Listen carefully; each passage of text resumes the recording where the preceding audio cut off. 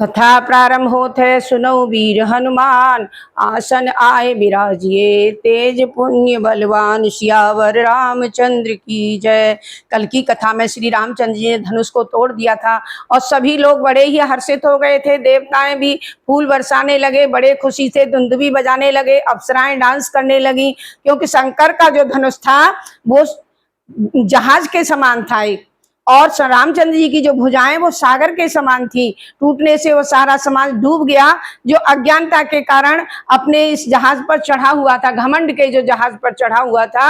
अज्ञानी लोग जो मैं तोड़ दूंगा ऐसा बखान कर रहे थे, वो सब डूब गए, सब हार मान गए और समझो कि उसमें सागर में डूब गए। मतलब उपमा दी जा रही है कि वो सब सागर में डूब गए, उनकी कोई गिनती नहीं रही। तब क्या किया प्रभु श्री रामचंद्र जी ने धनुष के दोनों टुकड़े पृथ्वी पर फेंक दिए। यह देखकर सभी लोग प्रसन्न हुए। विश्वामित्र जी पवित्र सागर में, जिसमें प्रेम रूपी सुंदर अथाह जब जल शोभा दे रहा है, उसमें आनंद लेने लगे। विश्वामित्र भी अपनी कल्पनाओं में डूब गए, खुश होकर के बहुत ही वो विह्वल हो रहे हैं खुशी के मारे, और अपने खुशी के अथाह सागर में डूब गए। विश्वामित्र क्योंकि उनके वो गुरु थे, और जब गुरु शिष्य जब कोई अच्छा काम करता है तो सबसे ज्यादा प्रसन्नता गुरु को होती है। गुरु के अंदर एक गर्व होता है, गर्व फील करता है कि मेरा शिष्य ऐसा कर रहा है, तो सबसे ज्यादा गर्व गुरु को ही होता है। राम रूपी पूर्ण चंद्र को देख करके पुलकावली रूपी भारी लहरें भी बढ़ने लगी। सब लहरें मतलब उत्साह की उमंगें सबके अंदर से बढ़ने लगी। आकाश में धमाधम नगाड़े बजने लगे, देवांगनाएं गा गा कर नाचने लगी, और सभी लोग खुशी के मारे फूले नहीं समा रहे थे। ब्रह्मा आदि देवगण, सिद्ध और मुनीश्वर लोग प्रभु राम जी की प्रशंसा कर रहे और उनके आशीर्वाद दे रहे हैं। वे रंग बिरंगे फूल और मालाएं बरसा रहे हैं। किन्नर लोग भी, स्वर्गीय गवैये जो होते हैं किन्नर, वो भी रसीले प्रिय भरे गीत गा रहे हैं। देखिए समाज का सभी गुण थे उसके अंदर, सभी गण आए हुए थे। रही भुवन भरी जय जय बानी, धनुष भंग सुन जात न जानी, मुदित कहें जह तह नर नारी, भंजे राम भूधनु भारी। संसार में 14 भुवनों में जय जयकार हो रही थी, और सभी ध्वनि, धनुष टूटने की ध्वनि जान ही नहीं पड़ती, और सारे लोग तमाशे की तरह हाहाकार मचा रहे हैं। खुशी के मारे सब नाच रहे हैं, गा रहे हैं। जहां तहां स्त्री पुरुष प्रसन्न होकर श्री शिव जी की भारी धनुष को इन्होंने तोड़ दिया। ये दुंदुभी बजा रहे हैं खुशी के मारे कि अब सीता जी इन्हीं के गले में माला डाल देंगी। इससे ज्यादा खुशी की बात क्या है? जो हमने कल्पना की थी हमारी पूरी कर दी शिव जी भगवान ने, भोलेनाथ ने। बंदी मगध सूत गुण बिरधि बदहि मति धीर, रामा बदहि मति धीर, करें निछावर लोग सब है गए धन मनि चीर, सियावर रामचंद्र की जय। भाट मगध और सूत लोग धीर बुद्धि से रुद्रावली उनका कीर्ति का बखान करने लगे। सभी लोग घोड़े हाथी धन मणि वस्त्र आदि न्यौछावर करने लगे। यहाँ तक हमने कल आपको मैं दोहराने के लिए इतना पढ़ा है, यहाँ तक मैं कल पढ़ चुकी थी। आज मैं नया पाठ आपको सुना रही हूँ, और जो सुनने वाले मेरे प्रिय भक्त हैं, रामचंद्र जी के जो प्रिय भक्त हैं, मुझे भी बहुत प्यारे लगते हैं। मैं बहुत प्रसन्न हूँ कि आप कमेंट में लिख दीजिए कि हम कहाँ से सुन रहे हैं, अपना नाम लिख दीजिए तो मुझे बहुत अच्छा लगेगा। और जो भी कमी मेरे अंदर हो जिसको पूरा करने के लिए कि ये अच्छाई और आ जाए, तो उसका भी कमेंट में लिख दीजिएगा। धन्यवाद। आगे मैं पढ़ रही हूँ। झांझी मृदंग शंख सहनाई, भेरी ढोल दुंदवी सुहाई, बाजी बहु बाजने सुहाए, जह तह जुबतन मंगल गाए।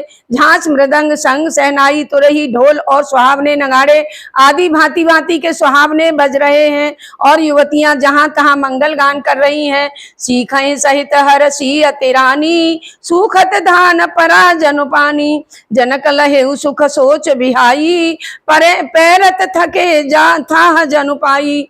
सखियों के साथ रानी अत्यंत हर्षित हो रही हैं, मानो सूखते हुए धान को पानी मिल गया हो। जनक जी ने चिंता त्याग कर सुख प्राप्त किया, मानो तैरते तैरते थके हुए पुरुष को एक किनारा मिल गया हो, थाह मिल गई हो। उस तरह से जनक जी भी बहुत खुश हो रहे हैं। श्रीहत भये भूप धनु टूटे, जैसे दिवस दीप छवि छूटे। सिय सुखई विनय बरनीय कही भांति, जनु चातकी पाए जल स्वाति। और सिया की तो खुशी का वर्णन ही नहीं किया जा सकता है। धनुष के टूटने से राजा लोग ऐसे निस्तेज हो गए, ऐसे जिनका तेज ही खत्म हो गया। जैसे दिन में दीपक का तेज फीका पड़ जाता है सूर्य की रोशनी में, उसी तरह सभी राजाओं का तेज फीका पड़ गया।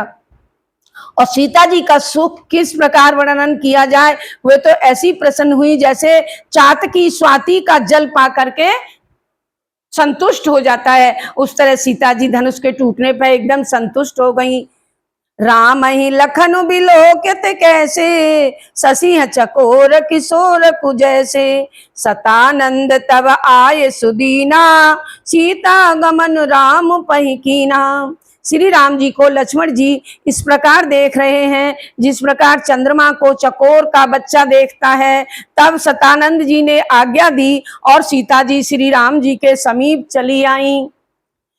संग सखी सुंदर चतुर, गावहि मंगल चारि राम गावहि मंगल चार।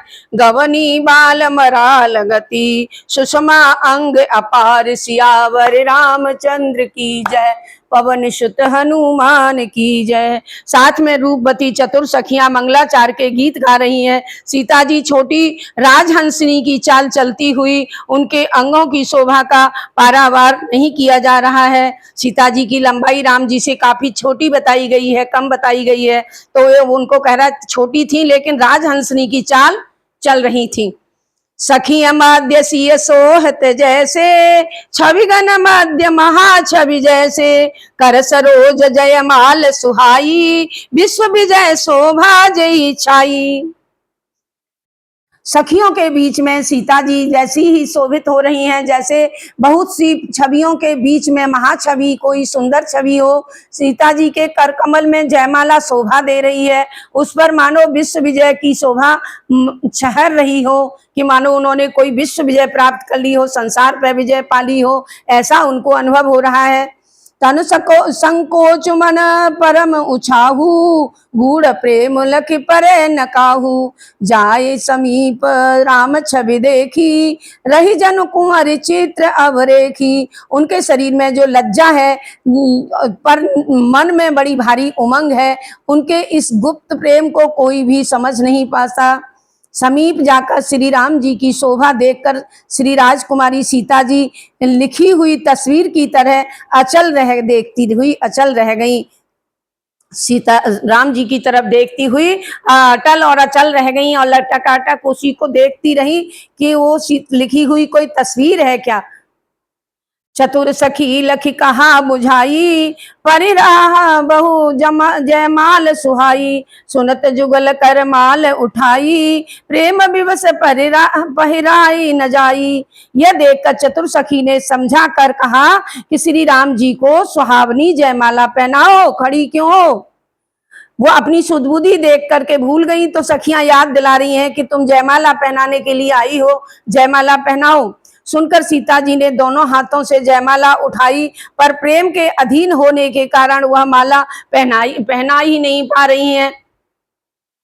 सोहत जुग जुग जलल सनाला, शशि सभीत देत जयमाला। गावहि छवि अवलोक सहेली, सिय जयमाल राम उर्मेली। सीता जी के हाथ में ऐसे सुशोभित हो रही है मानो डंडियों सहित दो कमल संकुचित हो चंद्रमा की जयमाला दे रहे हों। इस छवि को देखकर सखियां फिर गाना गाने लगती हैं। इतने ही में सीता जी ने श्री राम जी के गले में जयमाला पहना देती हैं। रघुबर उर जयमाल देखि देव बरसई सुमन, संकुचे सकल भुआल जनु बिलो कि रवि कुमुदन घन। सिया रामचंद्र की जय। श्री रामचंद्र जी के हृदय में जयमाल देखकर देवगण फूले नहीं समा रहे हैं और ऊपर से फूल बरसाने लगे। और जब राजा लोग इस प्रकार सकुचा गए मानो सूर्य को देखकर कुमुदों का समूह मिट जाता है, उसी तरह राजा लोग भी अपने तेजस्वहीन हो गए और शर्मा गए, संकोच के बस होकर के मुंह नीचे झुकाए बैठे रहे। पुरवर व्योम बाजने बाजे, खल भये मलिन साधु सब राजे। सुर किन्नर नर नाग मुनीसा, जय जय जय कहीं देहि असीसा। नगर जनकपुर और आकाश में बाजे बजने लगे, दुष्ट उदास हो गए और सब साधु स्वभाव के लोग प्रसन्न हो गए। देवता किन्नर और मनुष्य नाग और मुनीश्वर जय जयकार करके उनको आशीर्वाद देने लगे। नाचहि गावई विबुध बधूटी, बार बार कुसुमांजलि छूटी। जहाँ तहाँ विप्र वेद धुनिर करही, बंदी बिरदावली उच्च रही। देवताओं की स्त्रियां नाचती गाती रहीं और बार बार उनके हाथों की अंजलियों से फूल छूट रहे थे, नीचे सीता जी के ऊपर गिर रहे थे। जगह जगह ब्राह्मण वेद ध्वनि कर रहे हैं और भाट लोग बिरुदावली कुल की कीर्ति का बखान कर रहे हैं। बिरुदावली माने कुल की कीर्ति का, कुल के यश का बखान कर रहे हैं। महिपालक नाक जसु व्यापा, राम बरी सिय भंजे उचापा। करहि आरती पुर नर नारी, देहि निछावर बिथ विसारी। पृथ्वी पाताल और स्वर्ग में यश छा गया है। श्री रामचंद्र जी ने धनुष को तोड़ डाला है और सीता जी का वरण कर लिया है। नगर के स्त्री पुरुष आरती कर रहे हैं, अपनी अपनी पूजी को बुलाकर सामर्थ्य से कहीं अधिक धन न्यौछावर कर रहे हैं। सोहत सिय राम के जोरी, छवि सिंगार मनहि एक ठोरी। सखी कहाए प्रभु पद गहु सीता, करति न चरण परस अति भीता। श्री राम जी श्री सीताराम जी की यह जोड़ी ऐसी सुहावनी लग रही है मानो सुंदरता और श्रृंगार साकार होकर इकट्ठे हो गए हों। सखियों कह रही हैं कहे सीते, प्रभु श्री राम जी के चरणों का स्पर्श करो तुम। किंतु सीता जी अत्यंत भयभीत हुई, उनके चरण नहीं छू पा रही है। गौतम तिय गति सुरति करे, नहीं परसति पग पान। रामा नहीं परसत पग पान, मन बिहसे रघुवंश मणि। प्रीति अलौकिक जान, सियावर रामचंद्र की जय। पवन सुत हनुमान की जय। गौतम जी की स्त्री अहिल्या की गति का स्मरण कर सीता जी श्री राम जी के चरणों को हाथ से स्पर्श नहीं कर रही हैं, डर रही हैं कि सीता जी पत्थर से अहिल्या नारी बन गई तो मेरा क्या होगा। इस अलौकिक प्रीति को जानकर रघुकुल मणि श्री रामचंद्र जी मन ही मन खुश हो रहे हैं। तब सिय देखि भूप अभिलाषे, कूर कपूत मूढ़ मन माखे। उठी उठी पहिर सनाह अभागे, जहाँ तह गाल बजावन लागे। उस समय सीता जी को देखकर राजा ललचा गए। वे दुष्ट कपूत और मूर्ख राजा मन में बहुत क्रोधित हो रहे हैं। वे अभागे उठ उठ कर कवच पहनकर जहां तहां डीग मार रहे हैं और गुस्सा कर रहे हैं, क्रोध प्रकट कर रहे हैं। ले छड़ाए सिय कहि को, धरे बांधउ नृप बालक दो। तोरे धनुष चाड़ नहीं सरई, जीवत हमई कुमार को बरई। कोई कहता है कि सीता को छीन लो और दोनों राजकुमारों को पकड़कर बांध लो। धनुष तोड़ने से ही स्वार्थ नहीं होगा, सधेगा।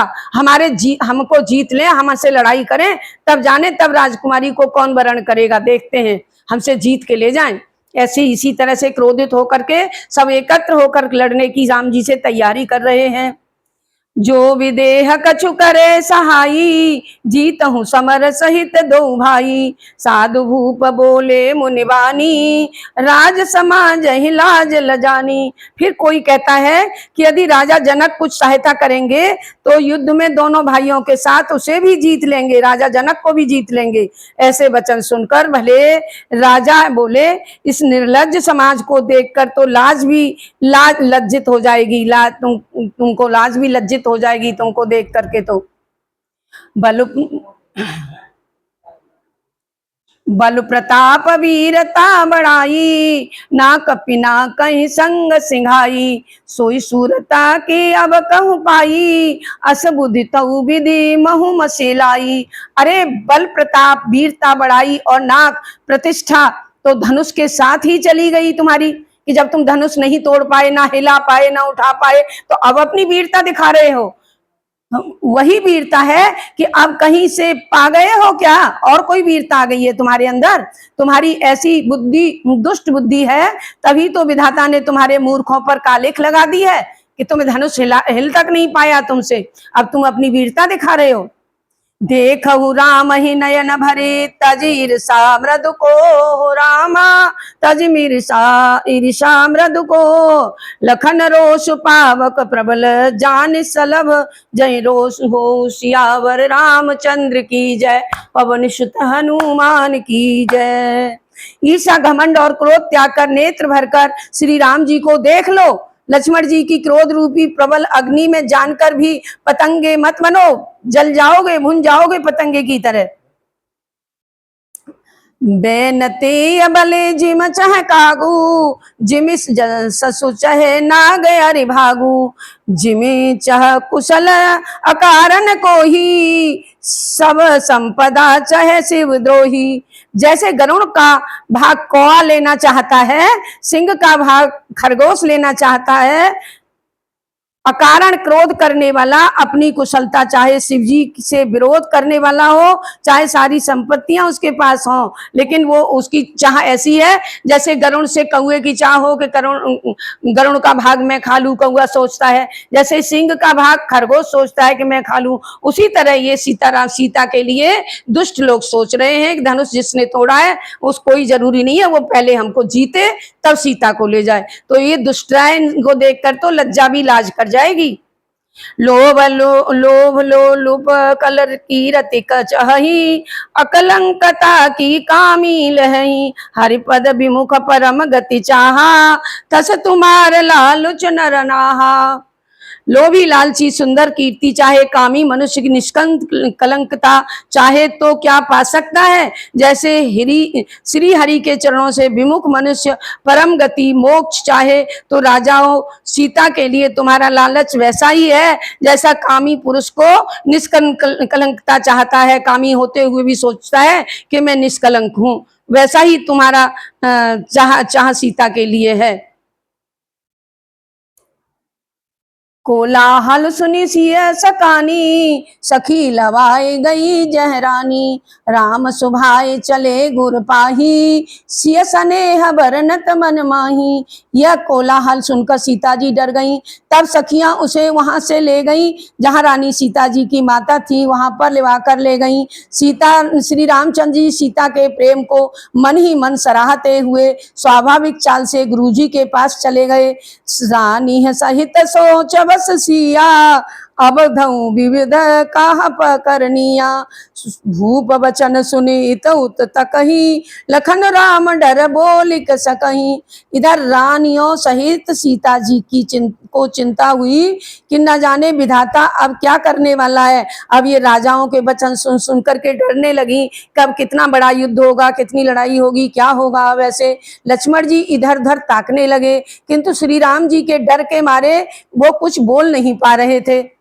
अरुण नयन भ्रकुटी कुटिल, चितवत न पहि सको परामा, चितवत न पहि सको, मनहु मत गजगन निरखी, सिंह किशोर हो चोप, सियावर रामचंद्र की जय, पवन सुत हनुमान की जय। लक्ष्मण जी ने नेत्र लाल और भौहें टेढ़ी हो गई। वे राजाओं की ओर क्रोध से देखने लगे, मानो मतवाले हाथियों का झुंड देखकर सिंह के बच्चे को उन पर झपटने का उत्साह हो गया हो, ऐसा हाल लक्ष्मण जी का हो गया। खलबली देखकर नगर की स्त्रियां व्याकुल हो उठी और सब मिलकर के इन राजाओं को गालियां देने लगी। उसी समय शिव जी के धनुष का टूटना सुनकर भृगुकुल रूपी कमल के सूर्य परशुराम जी वहां पहुंच जाते हैं। अब परशुराम जी की कथा को मैं कल सुनाऊंगी।